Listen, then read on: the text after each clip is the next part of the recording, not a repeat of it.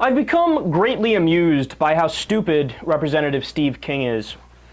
Well, if you remember, the thing he's become most known for nowadays is that he went on a ridiculous anti-immigration tirade where he compared immigrants to dogs. Then he came out and made a comparison that, well, obviously immigrants are 135-pound drug mules that carry 65 pounds of marijuana across the desert. Hello. And he actually gave numbers. Oh, this was great. He was like, yeah, the ratio of valedictorians to drug mules is 1 to 100. There's 100 drug mules for every one valedictorian. Science, math, hello. So he's an idiot, and it's clear. Well, now he, at a closed-door event set up by a conservative activist, he decided to dive even further into his idiocy. He had some extra moronic things to say this week. So when talking about unemployment, King said that there were over 100 million people between the ages of 16 and 74 who were simply not in the workforce. Now, if my math is correct, there's a little over 300 million Americans, people that live here in the United States. 100 million people, quote, simply not in the workforce. That would appear to be false. I mean, what's the unemployment rate? 7-point-something%? And I understand the real unemployment rate is higher than that because the way they calculate it is funny, and there's some people that have checked out of the workforce completely, so it's probably hovering above 10%, I would imagine. But that's not 1/3. Just made it up. Just made it up. Now, maybe he's referring to some other kind of number and he's confusing it with people that are working, or maybe he doesn't care because he's a Republican and he's an idiot. Whatever the case is, I don't care. But he also, I love the between ages 16 and 74 who aren't working. Because we want 72-year-olds to be working?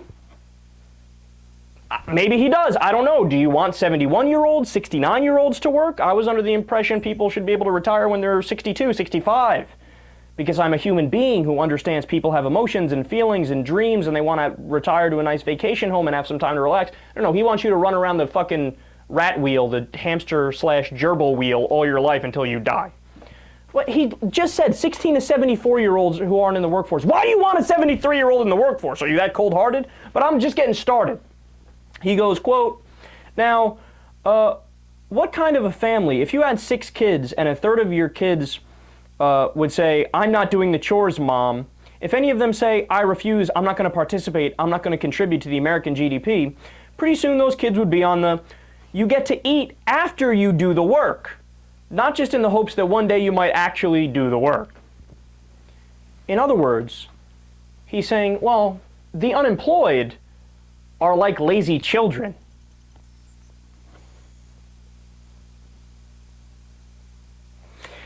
Now, I understand that in conservative circles, they might hear that and go, yeah, unemployed, conservative, until one of them loses their job, and they're like, yeah, I want to work, and I wish I never got laid off, and I'm willing to do it. Oh, so when you get laid off, you're not like a lazy child. But when other people do, when the other does, when African Americans get laid off, or whatever, then they are lazy children. Funny how that works.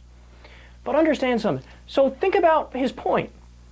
Were people in 2008, when they got laid off because of the Great Recession and all these businesses were going out or cutting costs and laying people off, did they become lazy on that day? People who got laid off on July 17th, 2008, they woke up that morning and said, I will become lazy. How about in 1929 when the Great Depression hit? Did people wake up one day and decide, I'll be a lazy child today? Or is there a different reason that's a more systematic reason that's based on different economic policies and based on, fundamental structures within the system of the economy? No. According to Steve King, well, you're just a lazy child. These guys are idiots. They're really, really stupid. But I'm not done yet. Quote, there's not one person in the world that's memorized the names of all, that was his typo, not mine. Let me continue. There's not one person in the world that's memorized the names of all the welfare programs offered by the United States government. And then he claimed they guarantee almost a middle-class standard of living. Do you know what the average amount of money that somebody who is on food stamps makes per year? $9,000. Hey, you, stop it with that middle-class lifestyle. What are you? You're living in luxury, aren't you? You going to the Bahamas this week? Is that what's happening? Oh, man. You know, 75% of the American people are living paycheck to paycheck right now.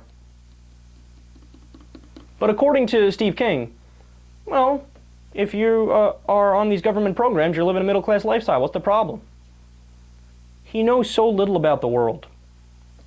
And by the way, to attack the welfare state in the United States, that's so comical. Of the modern industrial nations, the United States literally has the most meager, smallest welfare state. We are the furthest to the right on the political spectrum. That means every other modern industrial nation, you name them, Norway, Denmark, Iceland, Sweden, France, Britain, Canada, Australia, wherever, they all have more welfare programs.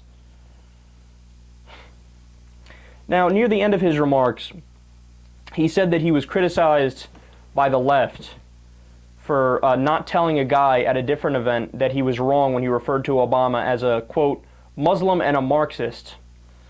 And then he said, quote, I don't know his religion. I don't question that at all. Yeah, but wait, you just said, I don't know his religion, so if you don't know it, you're questioning it.